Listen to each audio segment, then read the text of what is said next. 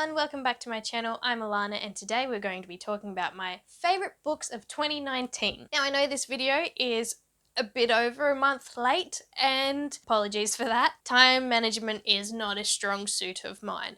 And also I've been dreading doing this video just because, oh man, I have 12 books that I want to talk about, which means I have to give a brief synopsis 12 times and I am really bad at telling you briefly what a book is about, but we're gonna give it a go. It'll be fine. I'm also filming in a singlet today because it is hot as hot can be in Australia right now, and I am sweating, so it's fine. Everything's fine. I'm just melting. Of the 12 books that make up this list, 2 of those are hard-hitting contemporaries, 3 of those are historical fictions, 2 are high fantasy, 1 is a cross between high fantasy and just normal fantasy, and then I have 3 sci-fi books. I'm really proud of myself for not having this entire list just being made up of fantasy. When I say favourite books of 2019, these books are not limited to books only released in 2019, it's just whatever I decided to pick up and whatever just spoke to my heart, and man, did these 12 books do just that. And the last thing that I want to note is that I actually read 87 books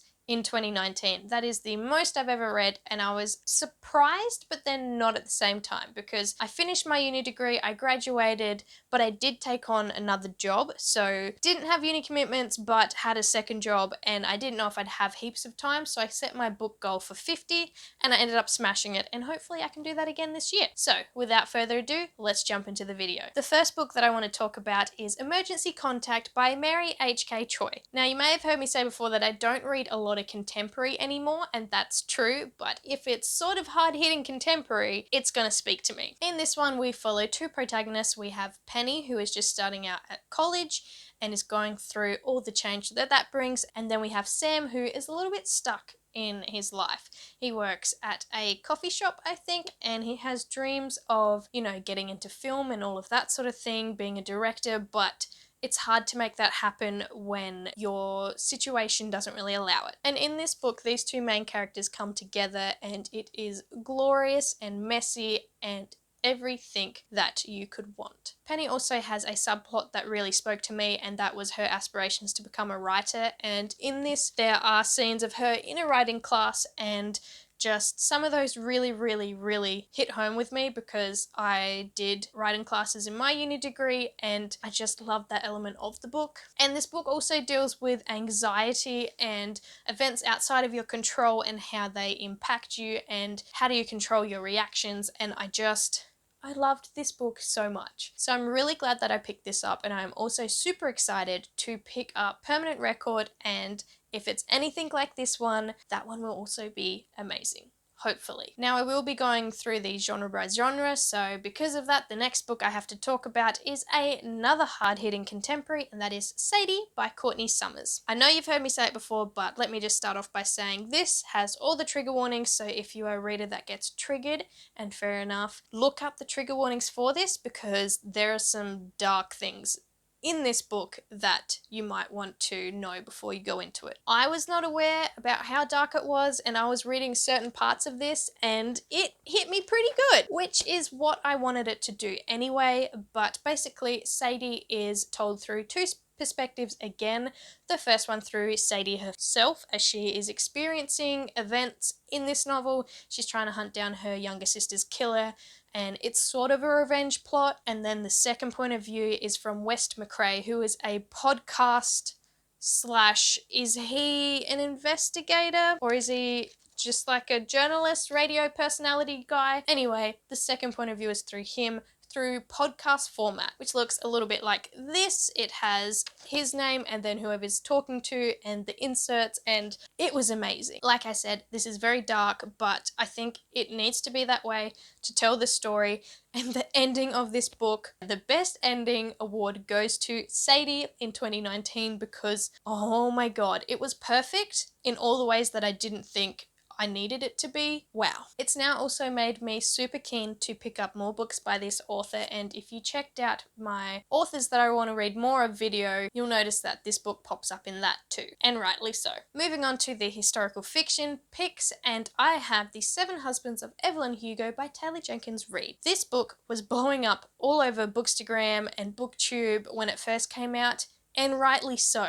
It's amazing. It made me cry. It was an emotional roller coaster, and the A and B strand narrative is just woven really well throughout. In this one, we follow a woman called Monique as she is offered the opportunity of a lifetime to interview Evelyn Hugo, who is this iconic Hollywood actress star from the, I want to say 1950s, 60s, 70s period. Basically, Evelyn Hugo herself has requested this interview, and you want to find out why. And this book did a really good job of going through all of that and delving into certain parts of her life chronologically, and you find out who she actually loved, and man, it was great. There's some really good representation in this too, and I just love the insight we get into a celebrity's life. It was just incredible. The forbidden love aspect also really got this story across the line for me too. It was everything, and now I need to read more of hers. I have picked up Daisy Jones and the Six, which is this one.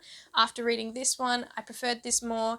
This one was also quite good though, but they follow the same sort of formula because I think Reed found out that this really sold, so why not do it again a little bit, which I wasn't mad about because that book was also incredible. So if you want an insight into Hollywood and a fictional character's famous life, which feels very, very real, try this one. Changing pace a little bit, we have The Fountains of Silence by Ruta Sepetys, and oh my god, this was everything I didn't know I needed at the time. I was lucky enough to be sent this copy from the publisher, so thank you so much Penguin for sending me this, and I adored this. This book is set in 1950s Spain after the Civil War, and basically it's about the dictatorship of Franco and what that meant for the Spanish people. You have two different factions, and basically the faction that didn't come out as the victors in this time period are just pressed into the ground, and it was heartbreaking to read, but also just a great book about hope. So in this one we follow two protagonists, the first one being Daniel, who is a young adult from Texas whose mother is Spanish and is holidaying to Spain to check out her homeland. And then you also have Anna, who is a maid at the hotel that him and his family stay at. I actually have a quote tabbed in here because I loved it so much. Like, Ruta Sepetys' writing style is so emotive, it gives me goosebumps. Like, I love it. Basically, there was a conversation in this between Daniel and his mum that really stuck out to me, and it's about how his mother sticks out in the Texan crowd, but when she tries to come home, she sticks out too because she doesn't live here anymore, and she says, "It's difficult navigating two cultures. I feel like a bookmark wedged between chapters. I live in America, but I am not born of it. I'm Spanish." It was beautiful. It's just beautiful. This is also the first book of this author's that I've ever read, and I'm very keen to pick up more books by her now because if it's anything like this, it's going to have me in tears and I'm going to love it. And the fifth book that I have to talk about today is The Librarian of Auschwitz by Antonio Iturbe, translated by Lilith Thwaites. If you haven't picked up this book, pick it up. This one says that it's based on the story of Auschwitz prisoner Dieter Kraus, and it goes through the life of her as a 14-year-old girl in the concentration camp, and basically the librarian of the camp, because there's a few texts, a few books that have somehow managed to be smuggled in, and it's her job to keep them hidden but also bring them out and give hope to the other members of the camp through these books. The back of the book just says, "A girl who risked her life to keep the magic books alive during the Holocaust," and it was all that and more. It was phenomenal. I found myself while reading this actually Googling some of the names that came up in it because the characters in this book, some of them are based off real people, and I was Googling at the same time I was reading it, so I was semi spoiling myself for, you know, if the character lived or died or survived or whatever, but it was just such a great experience to be able to do that and see these people go through their life in a semi-non-fictional way. The author does say that they do take some liberties with the characters. This is fiction, but it's based off a true story, so there's that element to it, but this was everything I needed. I loved it. If you love stories set within this era of history, make sure you pick this one up because it is a staple of my recommendations pile now for this time in history. And then the next two books that I have move into the high fantasy genre, and are you really surprised? probably not that Robin Hobb made this list twice. Originally, I had her down for 3 books on this list, but look, I had to cut it down because I'm trying to be an adult, right? But Robin Hobb is amazing, and this Realm of the Elderling series, which is like 16, 17 or 18 books long, is amazing. So I have the novella here, which is called The Willful Princess and the Piebald Prince, and this one I really loved because it was told within like that story within a story type setting, and you have this narrator that says, you know, I was here for this part, but then someone else was here for this part, and I'm going to tell you what his records say, but also my own experience. So it was really dealing with a reliable narrator slash is everything reliable, and it also just gives you an insight into a story and a part of history of the world that is mentioned in the other books but isn't, you know, explored in other books. It's just like, hey, this is a warning story, and then Robin Hobb actually wrote the warning story, and I loved it so much. I would read more about these characters for sure. And then the other one I have is The Mad Ship. This is the second book in the second trilogy within the Realm of the Elderling series, and basically this book is on the favorites because it was phenomenal. The politics in this that are so intricately woven through are amazing. It's also a journey story. You also get a multiple point of view cast, which is one of my favorite things. I loved Althea Vestrit.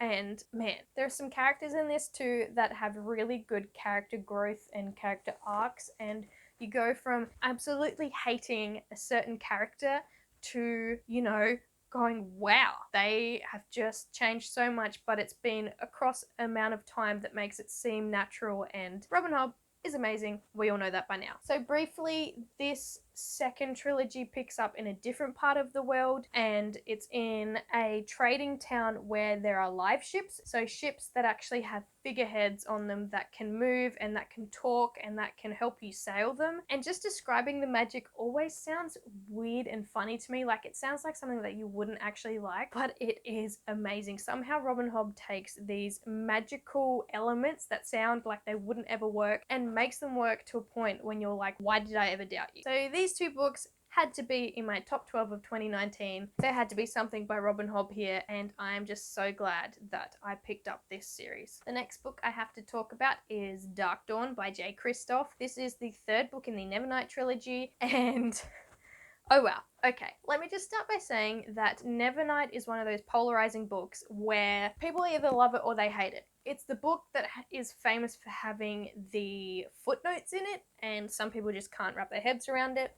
For me personally, Nevernight took me about 80 pages to get into it, and the footnotes annoyed me to start off with, but once I got used to them, they were a great world building tool and also a way for the author to play around with his text and have some fun with it, and it ended up being amazing. Like I said, this is the 3rd book in the trilogy, so this is the finale, and man, I really loved where he took part of the plot in this. I can't really say too much because I don't want to spoil anything, but basically Nevernight is a revenge story about a girl whose parents have died, and she just wants to mess up the people that led to their downfall. It has Roman influences, it has magic, it has cutthroatness, it has a lot of swearing, and a lot of death. But I loved it. It was amazing.